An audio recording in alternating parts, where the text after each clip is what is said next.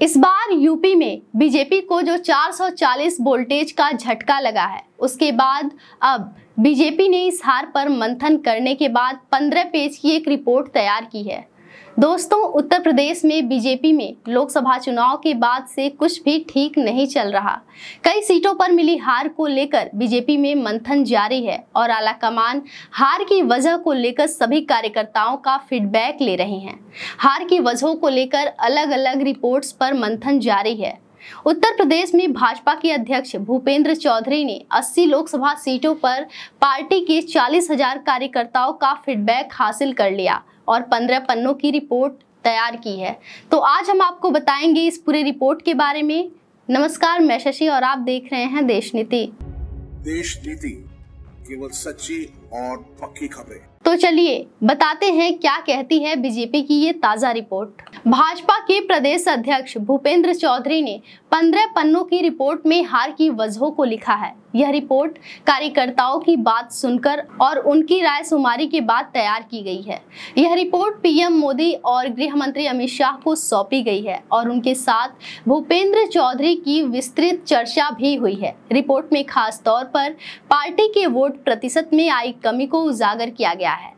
Report में लिखा है, गोरखपुर, पश्चिम उत्तर प्रदेश, कानपुर, बुंदेलखंड जैसे इलाकों में 8% वोटों की कमी आई है। अब ये भी जान लेते हैं कि हार की वजह क्या थी। बीजेपी प्रदेश अध्यक्ष की ओर से पेश की गई रिपोर्ट में हार के कई कारण दिए गए हैं। जैसे पहले भी कुछ रिपोर्ट में आया है, सबसे अहम कारण गलत टिकट बंटवारे को बताया गया है।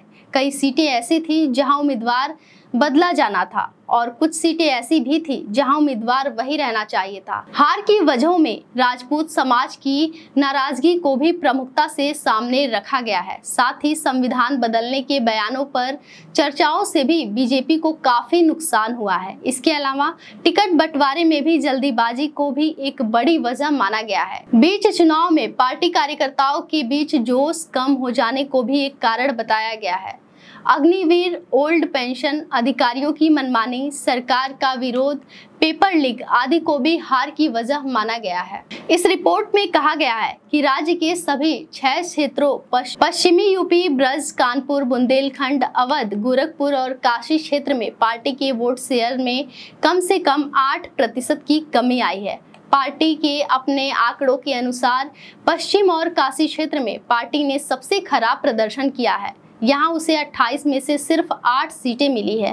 ब्रज में उसे 13 में से सिर्फ 8 सीटें मिली है। गोरखपुर में पार्टी को 13 में से सिर्फ 6 सीटें मिली है, जबकि अवध में उसे 16 में से सिर्फ 7 सीटें ही मिली है।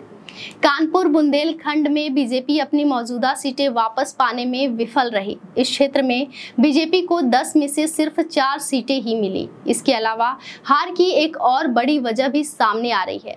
रिपोर्ट में ये भी कहा गया है कि इस चुनाव में गैर यादव, ओबीसी यानी कुर्मी, कोरी, मौर्य, शाक्य और लोध जातियों के मिलने वाले वोट प्रतिशत कमी आई है। साथ ही दावा किया गया है कि बसपा के कोर वोटर शेयर में 10% की कमी आई है। 2019 की तुलना में पार्टी को दलितों का 1/3 वोट ही मिल पाया है। बीएसपी का कोर वोटर जाटव और 2014 से बीजेपी को मिलने वाले खट्टिक और पासी समाज के वोट शेयर भी अच्छी खासी कमी आई है। इसका सीधा फायदा समाजवादी पार्टी और कांग्रेस पार्टी को मिला है। अब खबर ये भी सामने आ रही है कि जल्द ही सीएम योगी से भी इस विषय पर चर्चा होगी। माना जा रहा है कि आने वाले दिनों में यूपी के मुख्यमंत्री योगी आदित्यनाथ और उप मुख्यमंत्री ब्रजेश पाठक समेत पार्टी के अन्य वरिष्ठ नेताओं को दिल्ली बुलाकर इस रिपोर्ट पर चर्चा की जाएगी। बता दें कि हाल ही में हुए लोकसभा चुनाव में सपा ने उत्तर प्रदेश की 80 सीटों में से 37 सीटें जीती हैं, जबकि 2019 में उसे 5 सीटें ही मिली थी।